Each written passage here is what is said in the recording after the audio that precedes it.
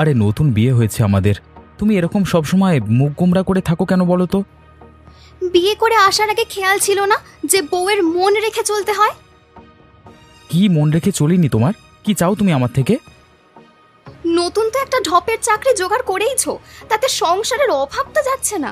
আমি যে এরকম ভাবে গরিবের মতো ঘর চালাতে পারি না, সেটা কি তোমার আগে জানা ছিল না? কিন্তু সব সংসারই তো ছোটখাটো অনটন অভাব লেগেই থাকে। দু চারটে মানুষ একসাথে থাকলে সুখ দুঃখ সবকিছু তো থাকবেই, তাতে কিরকম অশান্তি করলে চলে? আমার আর ভালো লাগছে না তোমার সাথে। তুমি কোনো দিন বুঝতে পারো না আমায়, আর পারবেও না, সেটা আমি বুঝে গেছি। এরকম বলো না, এরকম বললে তো খারাপ লাগে বলো আমার। যেটা সত্যি সেটা শুনলে যদি খারাপ লাগে, তাহলে আমার কিচ্ছু করার নেই। তুমি কি চাও বলো তো? তুমি পরিষ্কার করে বলো আমাকে, তুমি কি চাও? তুমি যা চাও আমি তোমার জন্য সব কিছু করতে রাজি আছি, বিশ্বাস করো। কারণ তুমি আমার সব কিছু। তুমি যদি ভালো না থাকো আমার কিছুই ভালো লাগে না, বিশ্বাস করো। বললাম না, ওসব ঢপের কথা রেখে দাও। আগে ভালো টাকা রোজগার করে ভালো মন্দ খাবার কিনে এনে, ভালো জামা কাপড় কিনে এনে একটা ভালো জীবন কাটানোর ব্যবস্থা করে তারপর মুখে বড় বড় কথা বলবে। যার পকেটে পয়সা নেই তার মুখে না ভালোবাসার কথা মানায় না, আর এটাই বাস্তব। ঠিক আছে, তুমি যদি তাই চাও আমি তোমার জন্য তাই করব। আমি খুব চেষ্টা করে বেশি রোজগার করবার চেষ্টা করব তোমাকে খুশি করবার জন্য। দেখা যাবে তোমার মুরত কত দূর।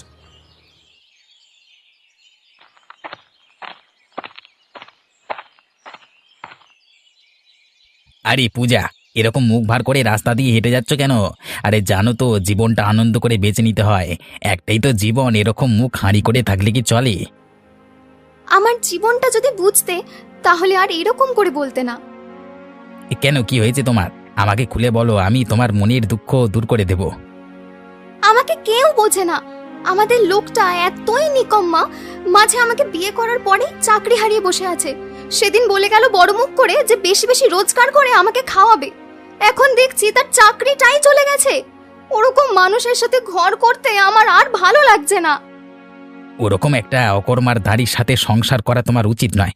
যে তোমাকে সুখ দিতে পারে না সে কিসের পুরুষ মানুষ? ও পুরুষ মানুষ নামে কলঙ্ক।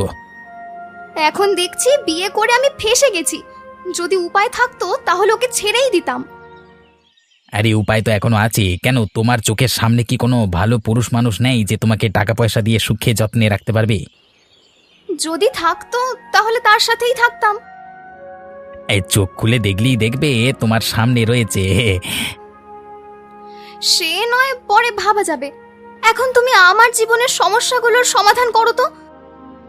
আমার কাছে একটা ভালো ব্যবসার উপায় আছে, তাতে অনেক পয়সা রোজগার করা যায়। আমি তোমাকে সেই বুদ্ধি ধীরে ধীরে দেব।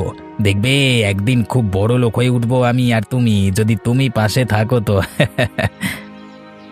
পয়সা কামানোর জন্য আমি সব কাজ করতে পারি। ঠিক আছে, আমি তোমাকে বলবো সময় করে।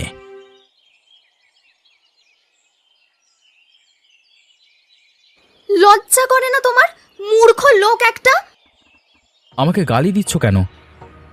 গালাগালি দেব না তো কি মাথায় করে রাখবো তোমাকে? সেদিন বললে বড় বড় কথা যে চাকরি করে পয়সা আনবে, আর এদিকে চাকরিটাই হারিয়ে বসে আছো। আমি কি চাকরিটা আমার নিজের ইচ্ছে হারিয়েছি বলো? যদি চাকরি চলে যায়, ছাঁটাই করে দেয়, তাহলে আমি কি করতে পারি? সেটাই তো বলছি, তোমার পয়সা রোজগার করার কোনো মুরদ নেই। আসলে তুমি একটা পুরুষ নামের বড়সড় কলঙ্ক। আচ্ছা তুমি বলো আমি কি করতে পারি, তাহলে আমি সেই কাজই করব।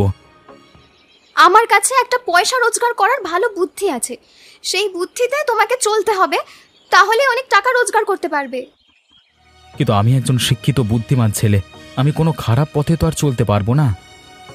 তোমাকে আগেও বলেছি আর এখন আবার বলছি, যার পকেটে পয়সা নেই তার মুখে না এসব নীতিবোধ আদর্শের কথা একদম মানায় না। কিন্তু আদর্শটাই তো আমার জীবনের সব। তোমার এই আদর্শ তোমার পেছনেই গুজে রাখো।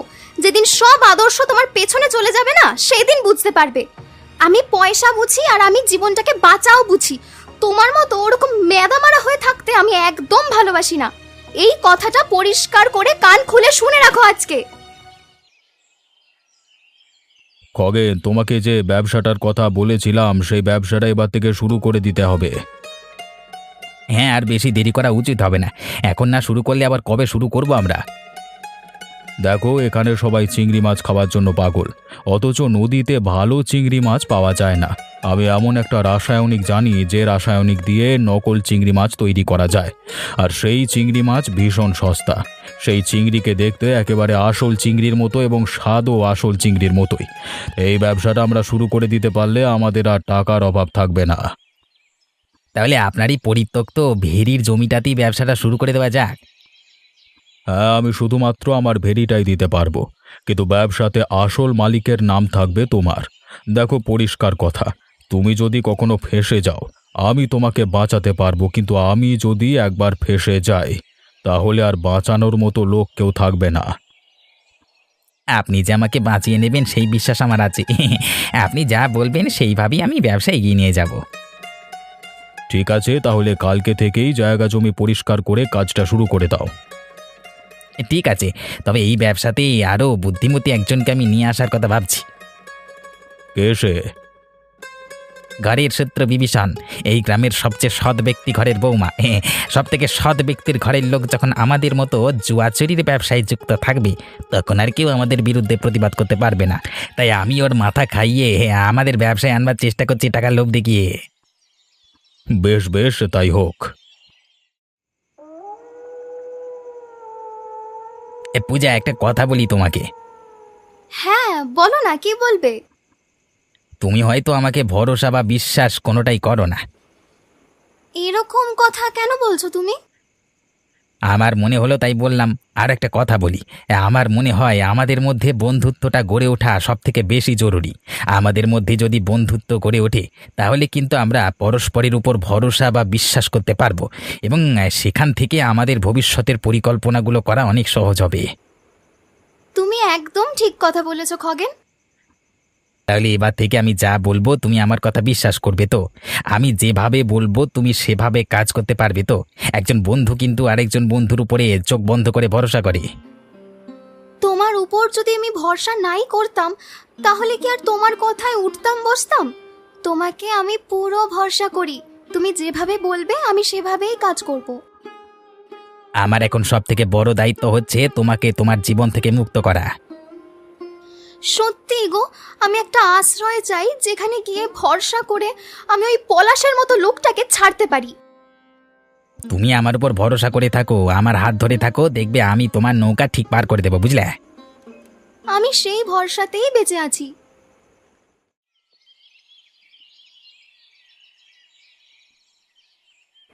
যেমন নিকর্মা বাবা, তার ছেলেও তেমনই নিকর্মা। দুটোই জুটেছে আমার কপালে। অকাল কুষ্মান্ডু কোথাকারের। দেখো, তুমি আমাকে এতদিন অনেক বাজে বাজে কথা বলেছো, কিন্তু আমার বাবাকে কোনো রকম অপমান করবে না বলে দিচ্ছি। করলে তুমি কি করে নেবে? তোমার কোনো রকম কিছু করার ক্ষমতা আছে? পুরুষ মানুষ তুমি। তুমি কিন্তু আমার বাবার সামনে আমাকে অপমান করছো। আর তুমি যে গোপনে গোপনে ওই মানে খগেন নামের লোকটার সাথে বন্ধুত্ব করছো, তুমি তুমি কি ভাবছো আমি জানি না? তুমি ভদ্র ঘরের মেয়ে বৌমা, তোমার মুখে এরকম খারাপ কথা খারাপ কাজ মানায় না। আমার মুখে কি মানায় আর কি না মানায় সেটা কি আপনার থেকে শিখতে হবে নাকি? আপনার ছেলের কোনো মুরদ নেই। সেই ছেলে আমাকে যখন পটিয়ে বিয়ে করেছে তখন লজ্জা ছিল না? তখন ওর মনে ছিল না যে বউয়ের শখ আহ্লাদ পূরণ করতে হয়? এবারে যখন আমি ঝেঁটিয়ে ঘর থেকে বিদায় করে দেব তখন সব দোষ আমার। স্বামী গুরুজন তাদের সম্বন্ধে এরকম বাজে বাজে কথা বলতে নেই। আর দেখো, সব সংসারের সমস্যা থাকে, কিন্তু সমস্যা তো সমাধান করে নিতে হবে তোমাদের দুজনকেই। দেখো, একটা পরিষ্কার কথা তোমার বাবার সামনেই তোমাকে বলে দিচ্ছি, তোমাকে দিয়ে আমার পোষাচ্ছে না। তাই যদি কদিন পর তুমি দেখো যে আমি অন্য কোথাও সুখ খুঁজে পেয়েছি তাহলে কিন্তু আমাকে কিছু বলতে পারবে না। আর সারা জীবন তোমরা বাপ ছেলে মিলে এই সততার মুখোশ লাগিয়ে ঘুরছো, এটা তোমাদের অসহায়তার লক্ষণ। আসলে তোমরা জীবনে কিচ্ছু করতে পারোনি, তাই নিজেদের সৎ বলে ভাবতে ভালোবাসো। আমার শুধু টাকা চাই, সেই টাকার জন্য আমি যা খুশি তাই করতে পারি। তা বলে তুমি আমাকে আমার বাবার সামনে এরকম ভাবে অপমান করবে? কেন? এখন খুব গায়ে লাগছে না কথাগুলো? এতদিন যে গন্ডারের চামড়া গায়ে লাগিয়ে রেখেছিলে, একদিন মেরে না এই গন্ডারের চামড়া তোমার তুলে দেব। যদি ভালোই ভালোই বেঁচে থাকতে চাও তাহলে শুধরে যাও, না হলে ঘরে দড়ি আছে, যাও গিয়ে ঝুলে পড়ো। সেটাই তোমার একমাত্র উপায়।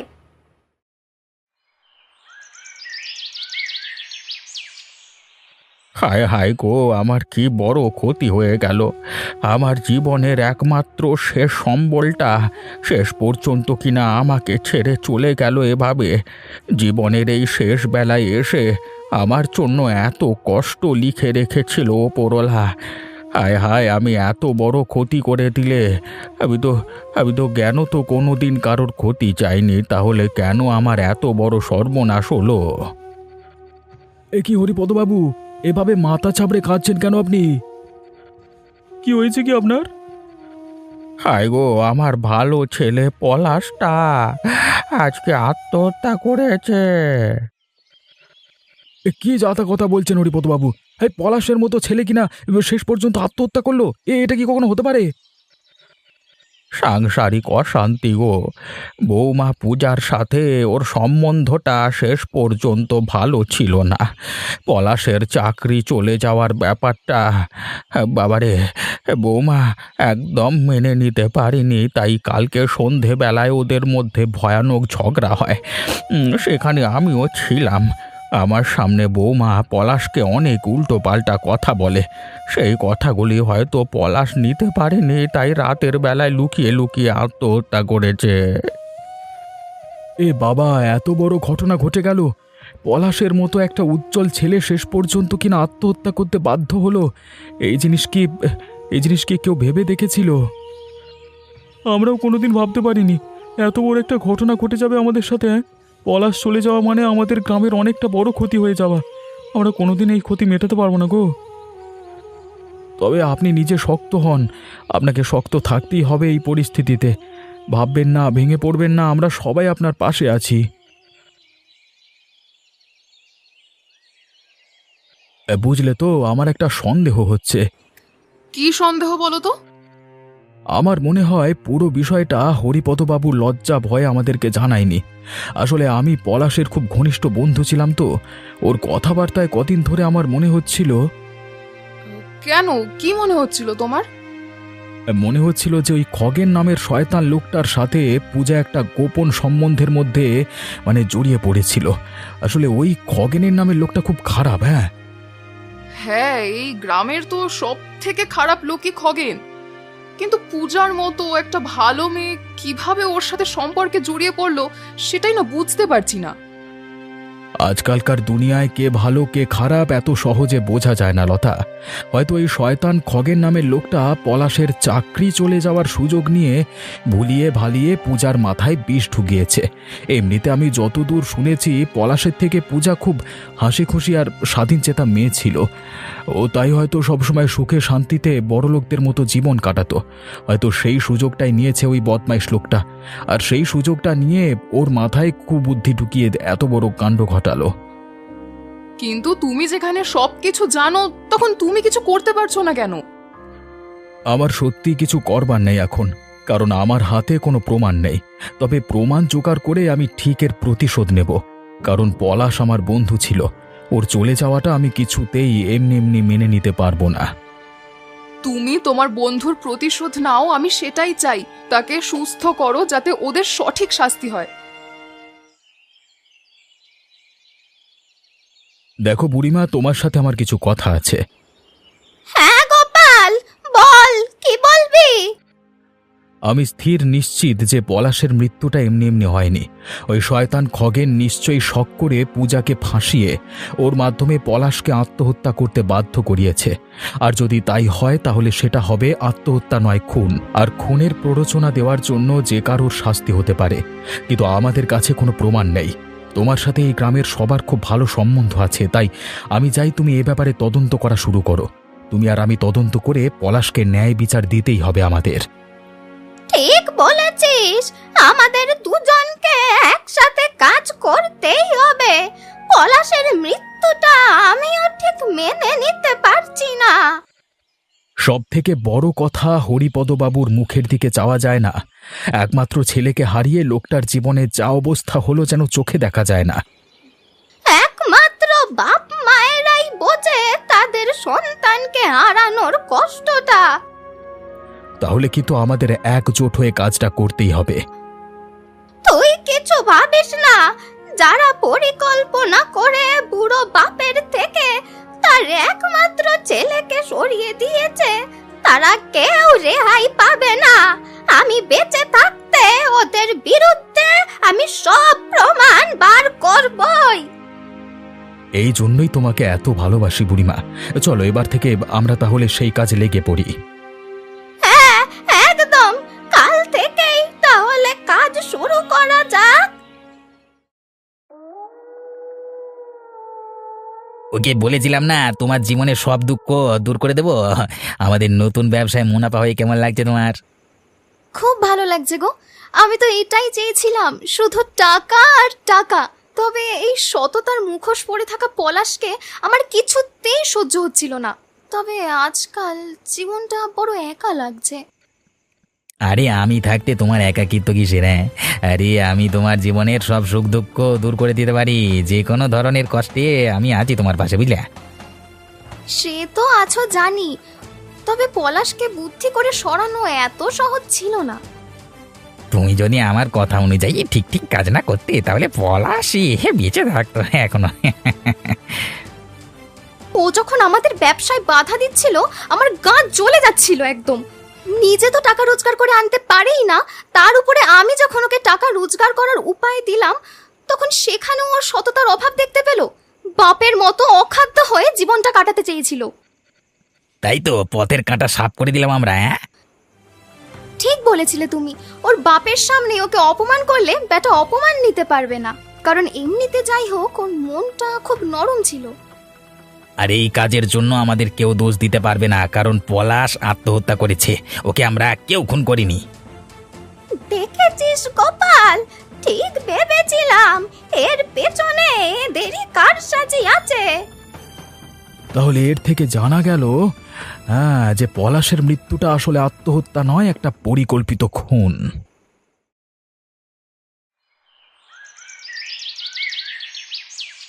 গোপাল, তুমি যখন আজকে গোপনে আমার সাথে দেখাই করতে এসেছো তখন একটা কথা বলি তোমাকে। কি কথা বুড়িমা? আমি জানতে পেরেছি যেখানে ওরা নকল চিংড়ির ব্যবসা করছে সেই জায়গাটা অবিনাশ বাবুর খাস তালুক। এই ব্যবসায় খগেন ও পূজা যে টাকার লোভে জড়িত আছে সেটা তো ঠিক, কিন্তু যেহেতু অবিনাশ বাবুর জমি তাই অবিনাশ বাবু যে জড়িত নেই এটা হওয়া কখনোই সম্ভব নয়। তোমার কথা যদি সত্যি হয় তাহলে তো খগেন আর পূজা শুধুমাত্র অবিনাশবাবুর সাকরেদ, আসল মাল তো অবিনাশবাবু নিজে। তাহলে অবিনাশবাবুকে যতক্ষণ না শাস্তি দেওয়া যাচ্ছে এই অপরাধ কোনোদিন বন্ধ করা যাবে না। এর একটাই উপায় আছে, গ্রামের মানুষের কাছে এদের অপরাধ ফাঁস করে দিতে হবে। গ্রামের মানুষ যতক্ষণ না নিজেদের হাতে বিচারের ব্যবস্থা নেবে ততক্ষণ এদের কোনো উপায় হবে না। যখন সবাই মিলে ওদের হাড় ভাজা ভাজা করবে তখন এদের জ্ঞান হবে। আমাদের যে করে হোক এদের শাস্তি দেওয়াতে হবে। পলাশের আত্মবলিদান মিথ্যে হতে দেওয়া চলবে না। ঠিক বলেছ বুড়িমা, আমি এখনো আমার প্রিয় বন্ধুর মৃত্যু ভুলতে পারিনি। আর আজকে ওরা কিনা স্বীকার করলো যে ব্যবসার জন্য শুধুমাত্র কটা টাকার লোভে ওরা একটা মানুষকে ভাবে মেরে ফেললো। আমি শুধু সেটাই ভাবছি, এরা মানুষ নাকি পিশাচ? শুধুমাত্র একজন পিশাচই পারে এরকম ঘৃণ্য অপরাধ করতে। সেই অপরাধের সাজা ওরা খুব তাড়াতাড়ি পাবে। একে ধরে তোমরা বেশ করে মারো। আমি নিজে কানে শুনে এসেছি খগেন আর পূজা দুজনে মিলে গ্রামে ওই রাসায়নিক চিংড়ির ব্যবসা করে টাকা কামাচ্ছে। আর আমাদের সৎ ছেলে পলাশ যখন ওদেরকে এই খারাপ কাজে বাধা দিয়েছিল তখন ওরা চিটিংবাজি করে পলাশকে আত্মহত্যার প্ররোচনা দিয়ে মেরে ফেলেছে। মার বেটা, খগেনকে মার, মেরে শেষ করে দে। ওরে বাবা গো, আমাকে বেরো না। যত না দোষ তার থেকে বেশি পূজার দোষ। পূজা উস্কে ওর বরের মাতাকে হত্যা করেছে। আমাকে বুদ্ধি দিয়েছিল খগেন। যত দোষ সব ওই খগেনের। তোমরা প্রত্যেকে নিজেকে সাধু সাজানোর চেষ্টা করলেও আসলে কেউ সাধু নয়। তোমরা দুজনেই সমান অপরাধী। আর পূজা, তুমি সব থেকে বেশি অপরাধী, কারণ তোমার একজনের সাথে বিয়ে হবার পরেও তুমি তুমি এইভাবে একটা মানুষকে শেষ করার জন্য প্ররোচনা দিলে। আর আমরা কেউ তোমাকে ক্ষমা করব না। এই এই আরে মার রেখে মা ঠ্যাঙা। ওরে বাবা গো, ছেড়ে দাও আমাকে, আমাকে আর মেরো না। আমি যে একজন মেয়ে, আমি এত কষ্ট সহ্য করতে পারছি না। আমাকে ছেড়ে দাও, আমি মরে যাচ্ছি। এই তোমাদের দুটো পায়ে পড়ি, এবার ছেড়ে দাও, বেরো না।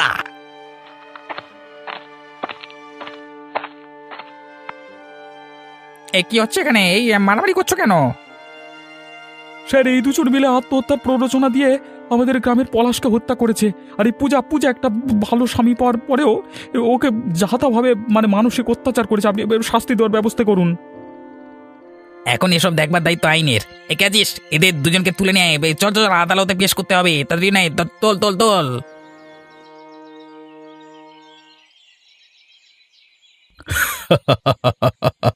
ওপরওয়ালা আমার উপর বিশেষ সদয়। আমার এত বড় ব্যবসা দাঁড় করাতে যে খগেন এবং পূজা জীবনপাত করলো, তারা এখন জেলে। আমাকে আর কাউকে অংশীদারিত্ব দিতে হবে না। এখন আমি হয়ে উঠেছি রাজার মতো। এদিকে এই চিংড়ির স্বাদে এত পাগল হয়েছে গ্রামের লোকেরা যে আমার ব্যবসা আগের থেকে আরো ফুলে ফেপে উঠেছে। আর আমি হয়ে উঠেছি প্রধান আড়তদার। অবিনাশবাবু, আমরা কোনোদিন ভাবতে পারিনি যে আপনার চিংড়ির এত স্বাদ হবে। হ্যাঁ, লোকে অবশ্য বলে আপনার চিংড়ি নাকি আসল চিংড়ি নয়, রাসায়নিক সার দিয়ে বানানো। তাতে আমাদের কিছু যায় আসে না। আমাদের চাই ভালো স্বাদ, সেই স্বাদ আসল চিংড়িতেও নেই। তাই আমরা কখনো প্রাণ থাকতে আপনার ব্যবসা বন্ধ হতে দেব না। আরে তোমরা পাশে আছো সেটাই তো আমার ভরসা ভাইরা। আরে অনেক খারাপ লোক আমাকে অনেক খারাপ কথা বলেছে, কিন্তু এই যে তোমরা আমাকে এমন ভালোবাসা দিয়েছো তাতেই আমি আপ্লুত। আপনি আরো বেশি করে চিংড়ি মাছ খাওয়ান না আমাদের। রোজ রোজ আমরা বেশি করে চিংড়ি মাছ নিয়ে যাবো আপনার থেকে। হ্যাঁ বেশ, তোমাদের ভরসা পেলে আমি আরো বেশি করে চিংড়ি মাছ ধরব। সারা গ্রামে এবারে চিংড়ি মাছের ব্যবসা ছড়িয়ে পড়বে। আমাদের গ্রাম হবে রাসায়নিকে তৈরি চিংড়ি উৎপাদনের প্রধান গ্রাম।